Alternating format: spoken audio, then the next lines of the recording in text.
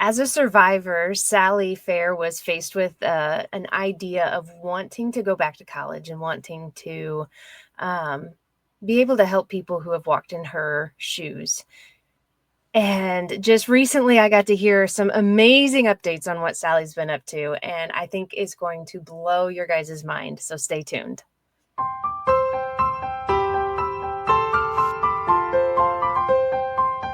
Welcome to the Stop Suffering in Silence podcast with your host, Denise Walsh and Rachel Timothy. Hey, you guys. It's Stop Suffering in Silence. My name is Denise Walsh, and I'm here with co-host Rachel Timothy and a guest that you may seem familiar. She's been on the episode, I think, a few years ago now, sharing her experience in 90-Day U-Turn. And as I often say, 90-Day U-Turn is not necessarily a trauma program. It's not where we rehash and bring the darkness to light as much as it is a get your life back program.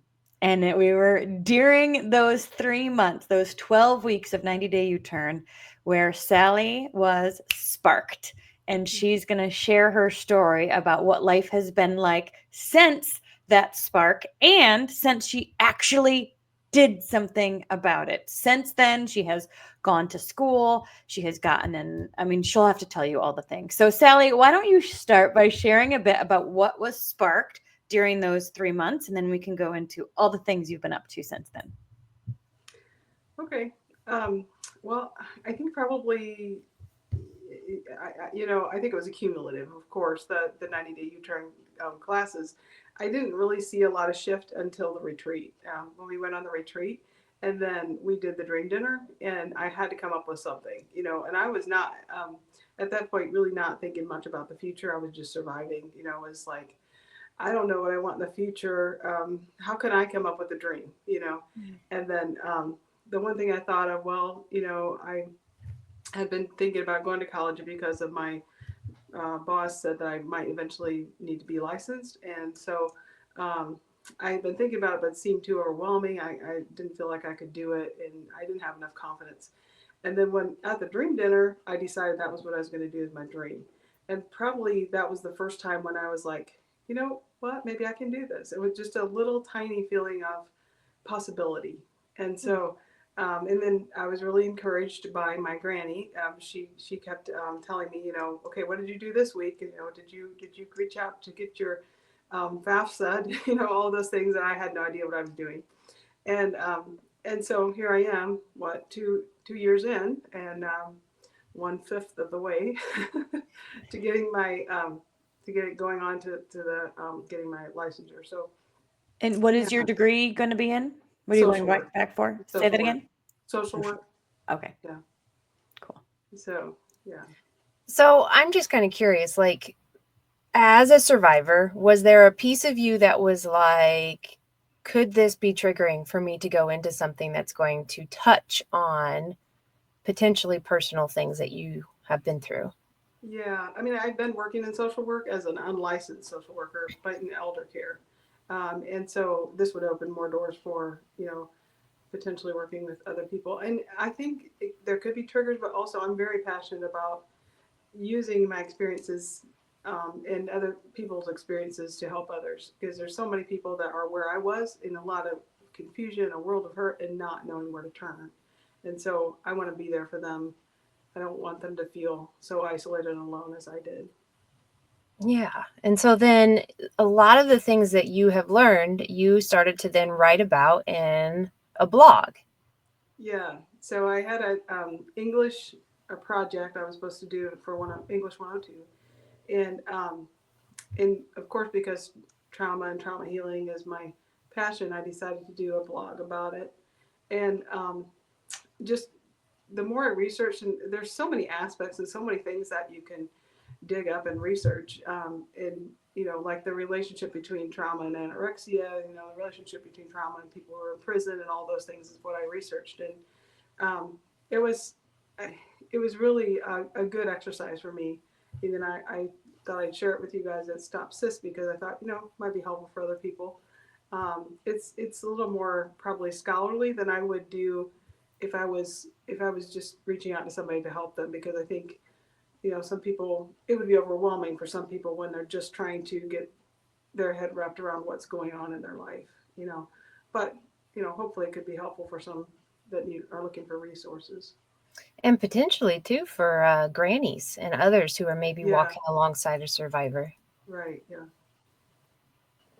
And so when you went back to school, it sounds like at first it was a huge mountain. Like, oh Yeah. my gosh, this is so I have no idea overwhelming. what Can to I do do. it? I don't even understand it. But your granny, and for those that don't know, our granny program is for survivors that graduate from 90-day U-turn. They're partnered up with a healthy Christian woman to connect with on a weekly basis as more of as a mentor. And so, because that dream was birthed throughout those 12 weeks and at the retreat, you told your granny, your mentor, about some of your ideas, these ideas of your heart that just kept stirring up. And Mhm. she held you accountable by taking that big mountain, but then also taking it step by step by step by step by step. So not only did she help you identify what that next step was, but then she helped hold you accountable to doing it, because I'm sure it was all very, very new. Yeah. So tell me about the confidence that you gained doing that hard thing of applying to school, starting your classes, figuring all that out. Well, just as you move forward, things unfold. So it looks huge and overwhelming, and like there's no way I could ever do this. But then things start to unfold, and it becomes possible. I think if you I mentioned it in the story that I wrote that when I did my first placement test, I was like, what am I even doing here? And then I got a really good score. Like the director told me that's the highest score he's ever seen, which that blew me away. And that was all God. It was all God because I'm Well, give going. yourself some credit, my friend. Well, I'm not. So I'm going to school with people that are a lot younger than me. Let's just say. And I thought, can I really do this? And so to me, that was God's way of showing me that yes, you can do this, and Mm. this is what you're supposed to do. And that was just really hopeful. So things like that happen. As you step forward, things like that happen that keep you going in the right direction. Yeah. Well, and I'm curious, as you were writing this blog, thinking back to where you were 2.5 years ago, and then here you are writing and filling up, a website with valuable information from those things. What do you feel like would be most valuable for survivors or for those walking along survivors to pull from and to utilize? Um, I think just the understanding and validating. You start with the small things. You don't have to know everything about trauma or trauma survivors in order to help somebody. It's just being there with them, and not being afraid of what they're experiencing, not being afraid of staying with them and stepping into the space. Um, so many people abandon us, so it becomes too big, or they don't understand what's going on, or they get frustrated, and I've experienced that too. People that I love that were not able to be there for me because they couldn't understand, or because they couldn't stay with it. And then I've also had select people who have just stayed with me through every hard thing. So they've seen me in ways that they knew I didn't want to be that way. And I didn't have, um, because of the trauma, I didn't have the capacity I was being triggered and the capacity to control it at the time. Right. And still they stayed with me and they loved me through it, and that is what we need. We all need that in every aspect, but especially trauma survivors. I think we need people that will stick with us. And that's what I want to be for people too. As people come find me, I want to stick with them and let them know there's somebody in their corner. Yeah. Have you been triggered throughout your classes, or has there been anything that has been challenging that you've needed to work through? And then the Yeah, second question to that is, how have you been able to use your voice in those situations? yeah. One particular class I remember, the instructor showed an R-rated movie that had to do with um, molestation, and it was, yeah. I watched the first half of it, and then I didn't go back to the second class because I couldn't handle that. And I talked to the advisor about it, and he said, you know what, do what you need to do to take care of yourself. And that's, I guess, in every aspect of life, whether it's, you know, sometimes I get triggered at church, sometimes I get triggered in places that you wouldn't think you would. Just take care of yourself in the moment. And I think, first of all, you have to learn what taking care of yourself means. You know, so um, do you need to leave for a while? Do you need to, have quiet time? Um, so every person is unique, and everybody has different ways of dealing with it. So people need to talk, So whatever works for you, do it at the time, and don't feel shame or guilt about it, because it's like if you have a heart attack, you take care of yourself. You do what you need to do, and that's the same thing we need to do. What would you have done 2 years ago if you were confronted with that movie that was triggering? I think I would have dissociated. I kind of was during the first part of it. I didn't realize what it was going to be about. She didn't tell us, and so I kind of dissociated. And then I was like, I'm not going to go back and subject myself to that. So, yeah. 2 years ago, would you have gone back? Would you I have probably talked would to have the felt teacher? obligated to. Yeah, I Okay. probably would have felt like I had to. And then would you have spoken to the teacher about it? I don't know if I would have. Yeah, I probably would have just endured it and felt obligated to. Yeah. Endure it. When I heard that you had this experience and you went to talk to the teacher about it, I was like, who is this girl? Right. So much courage, and it takes courage, and it takes confidence to Yeah. stand up for yourself and just share your truth. And I feel like that was a moment when you did that. Yeah. And so start to learn your own value, because that's something that trauma robs you of, your Yes. your own value and your own worth, and who you are as a human being.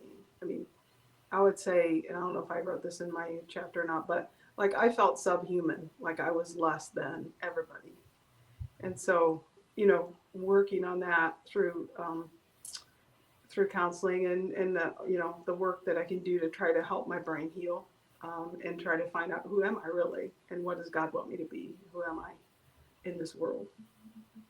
Yeah. So I feel like, you went to college, or you're going to college, and you're learning all these new things. But I feel like almost the most important thing you're learning is yourself, and the Yeah. strength that you have. And I'm just curious if you could speak to that, and some of the ways that you have surprised yourself, maybe. Yeah. Um, I'm trying to think. Nothing comes to mind real quickly. I mean, I think just going to college is a surprise to me. I think it wasn't really an option when I was younger, and then, when I was early on in my career, I thought about it and like, no, I could never do that. It's not possible for me. So that's a surprise that here I am, you know, and already so far in as I am, and then I just could keep working at it. I feel like I'm the kind of person that it takes me a long time to make my mind up to do something, but once I make my mind up, I usually stick with it and see it through. So as soon as like, okay, this is what I'm going to do, then I was like, I'm going to do it, and I think that I will get to the end, and I'll, barring anything happening, I think I'll get to the end and be successful in it, and get my degree. And that's so, but that surprises me because I never, 10 years ago, I never would have thought that I would do this. So Have you been able to add value into class discussions based on your experience, or how do you feel like not only are you learning, but you're also adding value back? Yeah, I'm mostly doing online classes, so there aren't just a lot of discussions, but there's some online discussions, but yeah, depending on the subject. I mean, another class that I did a paper on trafficking, which is another passion of mine because I'm involved in the Bringing Hope ministry, and to the spas where women are trafficked. And so I did a lot of research on that, and I felt like there was people that made comments about that paper. So it was online, and then we read each other's. And there were people that made comments about that, like, that they didn't know this happened, and they were not aware of it. And so, I think just raising awareness was big. But Yeah, just I learned a lot about that as well, just doing that research. And okay, for me personally, when I first met you, you were, very meek, very mild, very soft spoken. And then and not that you're like loud right now, but um we kind of came you to see you come into yourself as far as the community of 90 Day U-Turn. And you are our sister, and we were all in this together, and that community, I know, meant a lot to you. Yeah, And it seems like now you've expanded that community into other women around you who, and this is going to make me cry, because Sally, like, just the way that God has taken the broken pieces of your story and the expansion that he's done with the people you've reached. But I just want to speak to the community that I know that you have been intentionally making around you right now, who needed what you needed back when 90 Day U-Turn started. yeah, and what I still need. That community support is invaluable. But yeah, so um, a few of us here in our local area started a little support group, and we get together periodically. Of course, we've all got busy lives, so it's kind of hard to get together sometimes. But we text each other as well, and then I've gotten to know other people in other areas, and it's really remarkable how you make connections that you don't expect, and I know that it's God working, um, and so there's a variety of people that I keep in touch with regularly, and we support each other, and I would say, like, they'll reach out and say, hey, I'm having a rough time, or I've been triggered, and we text each other. Sometimes we'll call or um, get together and support one another. And when I hear about somebody who's been traumatized, or I observe it, like, there's times when you can observe that people might be triggered or something. I will reach out to them and say, hey, I'm here, and we talk about it, and sometimes it's the first person they've ever talked to. So, but I'm very passionate about that, because I, for probably a year, felt very, very isolated and alone. And you need to know that people have the same experiences as you. Um, there's something very validating about that, to know that you're not the only person in this world that has experienced these things, like dissociation and triggers and things like that. And so, to me, this is part of my life. There's a reason why I'm living, because of this. That's why God has me here. I love that you're not just noticing, but you're taking action. And I think that's a very special and unique quality that not everybody has. So know that that is a God-given gift, and don't take it for granted, right? I think we often take a look at our strengths and we're like, it's normal. Everyone does that. But just know that noticing it is a skill, and taking action and reaching out is a skill. And that's really, really special that you've been able to hone And that you in both over the do that. past few years. You What's both do that? that. I say you both do that too. Well, thank you. That's part of the reason I'm here. Yeah. Yeah. Well, speak to also, if you don't mind, how this has also kind of led to just more open discussions in church, whether it be your pastor or whoever, because it seems like in all churches, abuse is swept under the rug, whether purposefully or not, like it's just one of those taboo topics. Um, but you've been bold in speaking about what it's like when it is brushed under the rug, and maybe just speak to that a little bit. Yeah. So, lots of thoughts here. I think you're right. In all churches, not every single one, but in many churches as a whole, this is not something culturally that we talk about. And I feel like it's shifting, and people are getting more aware and more understanding. And I want to be a part of that. So within our church, and I've been very blessed to have a very supportive minister he's just been wonderful for me. Good sounding board. He doesn't always know what to do, but he knows. Um, he listens, and he cares, and he validates, and he encourages me to seek help, and so I've been very blessed with that. And through that, then also we've made connections with other people within our church and have been able to, I've had some opportunities to educate based on my own experiences.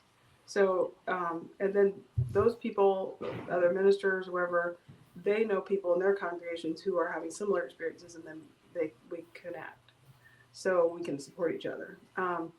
And I'm seeing this shift of, you know, hey, we can't push this under the rug anymore. We've got to talk about it. We've got to deal with it. There's people that are hurting and suffering, and we need to do something about this.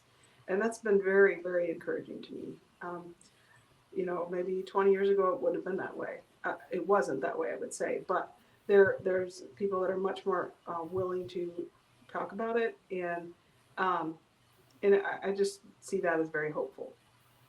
Can you share what types of things you're educating about? Um, I did a paper that was like, what would I want someone to know about trauma, from my perspective, from the perspective of a survivor. And some of it was like, clinical things, and some of it was more like, what does it feel like to have dissociation? What are the signs? So that if they're working with someone, a minister or somebody's working with someone, they know what to look for. Um, or they even know that this might be a thing, because a lot of Right. people, you know, I mean, people act in such puzzling ways and they have no idea why, and I would say myself, I had no idea why. Why am I doing that? Why am I feeling this way? Why am I thinking this way? And I had no idea. So you need all that education to understand yourself, and then, for other people to understand as well as they can. Because unless you have a really personal experience, you can't really identify fully with what's going on. It's pretty easy to say, well, why don't you just pray more, or why don't you just have more faith? But in reality, prayer and faith can come really hard for people that are trauma survivors. Um, does God even love me because of the things that I've experienced? And this can be, from childhood. It's a childhood embedded belief. It's not something that you can just wish away or get over. You have to really work on changing the neural pathways and in your brain and so forth. So, it takes a lot of work. That's just so powerful and so important for ministers to hear, and especially to hear from somebody who's lived it. I think, there's professionals that go out and talk about these things all the time, and they're fantastic at it. But when it's an actual survivor who's speaking from experience, it takes your attention for sure. And hopefully some big changes will come, and just being trauma informed. Right. Yeah. Yeah. Being aware. Yeah.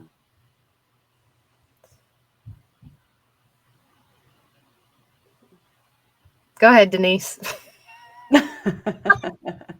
So what's next for you, Sally? What's next for me? Well, right now I'm just plugging away at my classes.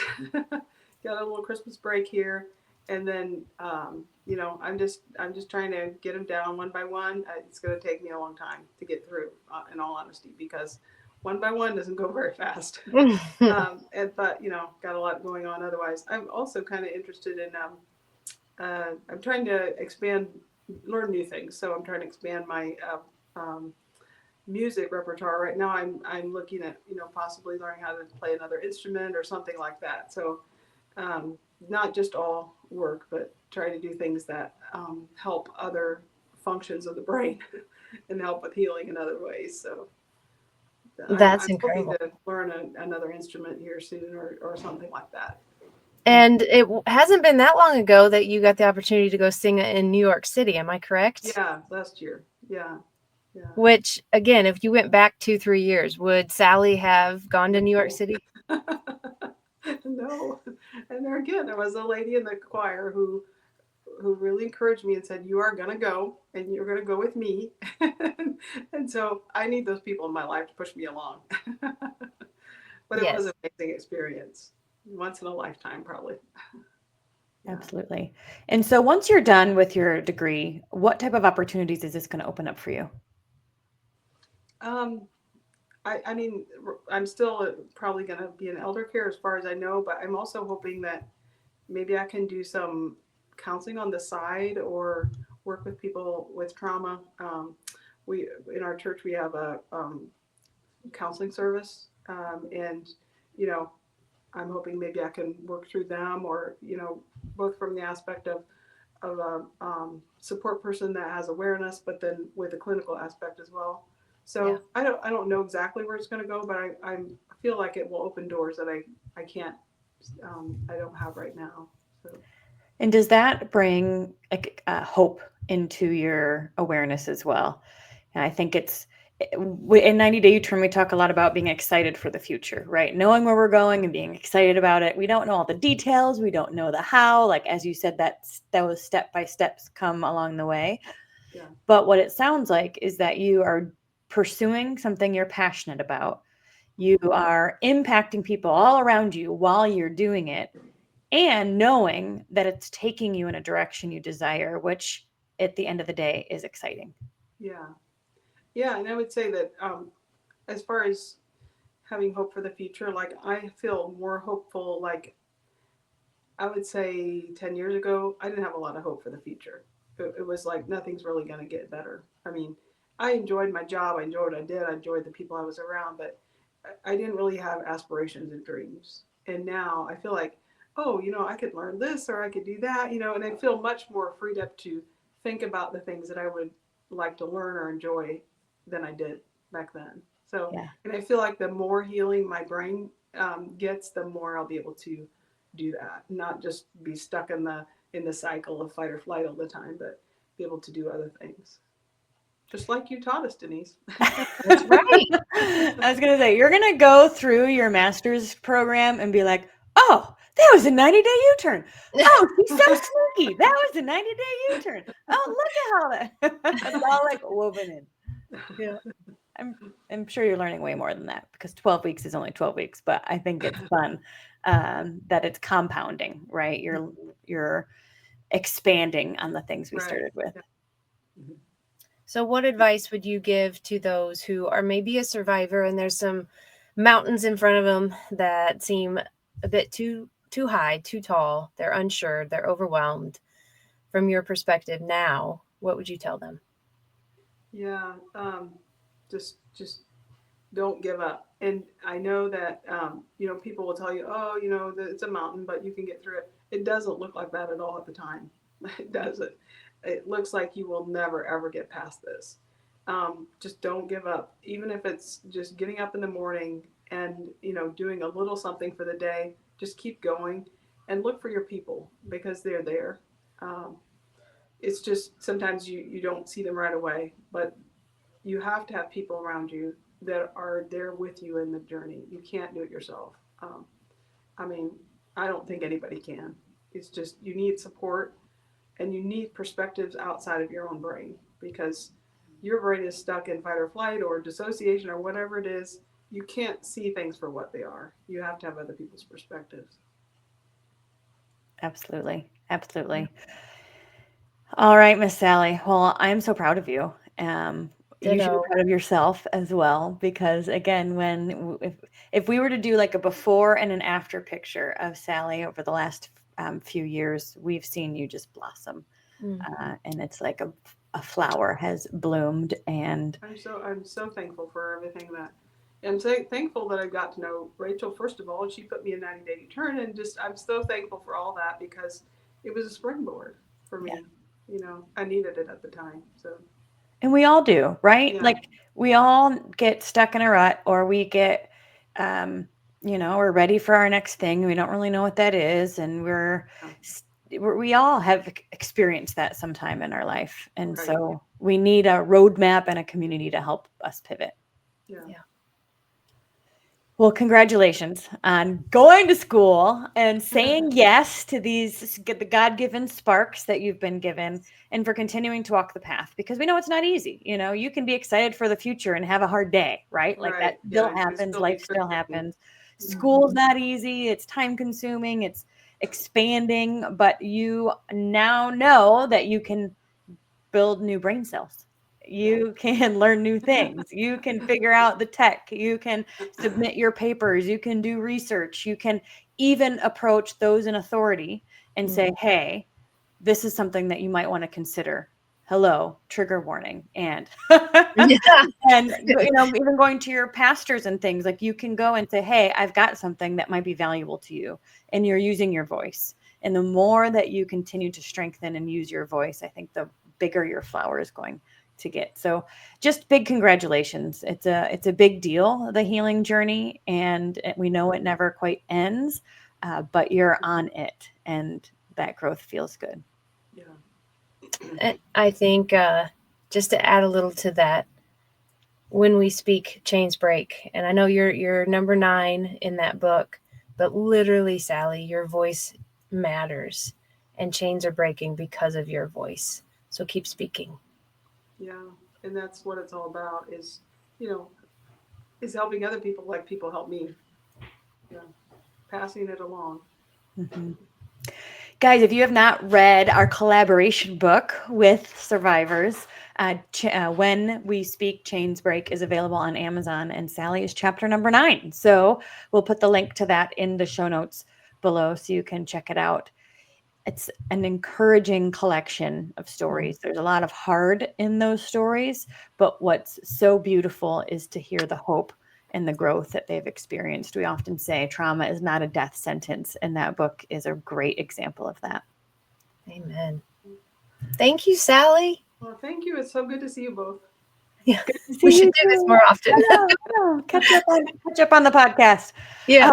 Well, thank you guys so much for hanging out with us today. Please be sure to like and subscribe, all the YouTube things. Share this with anybody who needs some hope and encouragement today. We will be starting another round of 90-Day U-Turn come the new year. And so you can go to our website, stopsuffering.org, to sign up for the newsletter, to be informed, message us on Instagram or on Facebook, and get in touch with us if you're interested in being a part of that community and group as well, because Sally is an amazing example of the growth that can happen in just a few years when you're put on the right path and have a community to support you.